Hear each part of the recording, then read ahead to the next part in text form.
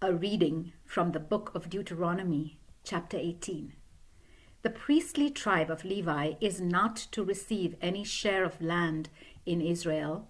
Instead, they are to live on the offerings and other sacrifices given to the Lord. They are to own no land, as the other tribes do. Their share is the privilege of being the Lord's priests, as the Lord has promised. Whenever cattle or sheep are sacrificed, the priests are to be given the shoulder, the jaw, and the stomach. They are to receive the first share of the grain, wine, olive oil, and wool. The Lord chose from all your tribes the tribe of Levi to serve him as priests forever. Any Levite who wants to may come from any town in Israel to the one place of worship and may serve there as a priest of the Lord, his God, like the other Levites who are serving there. He is to receive the same amount of food as the other priests, and he may keep whatever his family sends him. When you come into the land that the Lord your God is giving you, don't follow the disgusting practices of the nations that are there. Don't sacrifice your children in the fires on your altars, and don't let your people practice divination or look for omens or use spells or charms, and don't let them consult the spirits of the dead. The Lord your God hates people who do these disgusting things, and that is why he is driving those nations out of the land as you advance. Be completely faithful to the Lord. Then Moses said, in the land you are about to occupy, people follow the advice of those who practice divination and look for omens. But the Lord your God does not allow you to do this. Instead, he will send you a prophet like me from among your own people, and you are to obey him. On the day that you were gathered at Mount Sinai, you begged not to hear the Lord speak again, or to see his fiery presence anymore, because you were afraid you would die. So the Lord said to me, they have made a wise request. I will send them a prophet like you from among their own people. I will tell him what to say, and he will tell the people everything I command.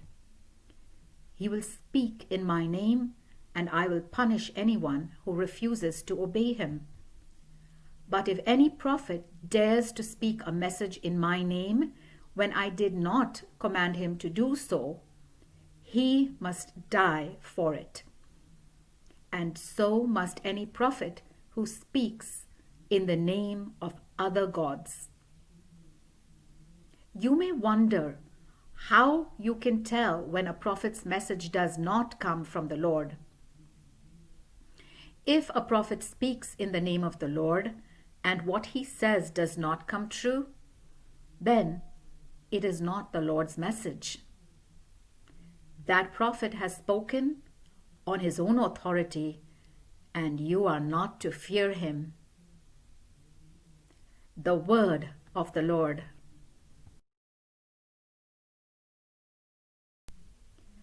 A reading from the book of Deuteronomy, chapter 19.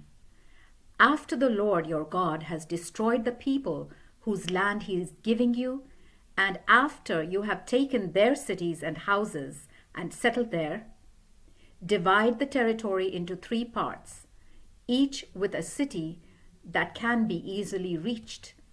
Then any of you that kill will be able to escape to one of them for protection. If you accidentally kill someone who is not your enemy, you may escape to any of these cities and be safe.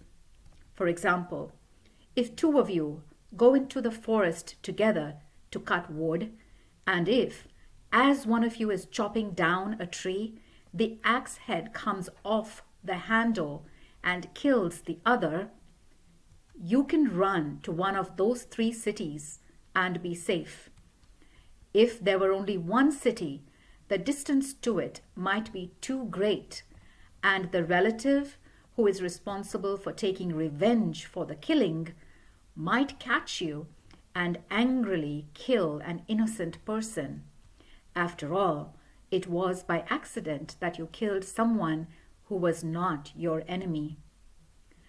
This is why I order you to set aside 3 cities. When the Lord your God enlarges your territory, as he told your ancestors he would, and gives you all the land he has promised, then you are to select 3 more cities. He will give you this land if you do everything that I command you today, and if you love the Lord your God and live according to his teachings. Do this so that innocent people will not die, and so that you will not be guilty of putting them to death in the land that the Lord is giving you. But suppose you deliberately murder your enemy in cold blood, and then escape to one of those cities for protection. In that case, the leaders of your own town are to send for you and hand you over to the relative responsible for taking revenge for the murder, so that you may be put to death. No mercy will be shown to you. Israel must rid itself of murderers, so that all will go well. Do not move your neighbor's property line, established long ago in the land that the Lord your God is giving you.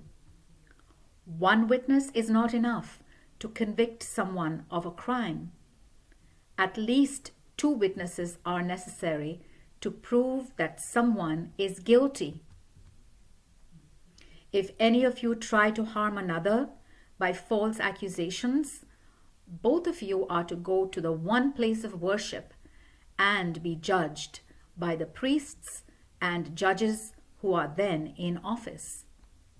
The judges will investigate the case thoroughly, and if you have made a false accusation, you are to receive the punishment the accused would have received.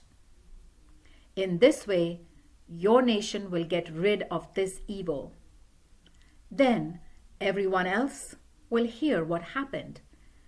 They will be afraid, and no one will ever again do such an evil thing. In such cases, show no mercy. The punishment is to be a life for a life, an eye for an eye, a tooth for a tooth, a hand for a hand, and a foot for a foot.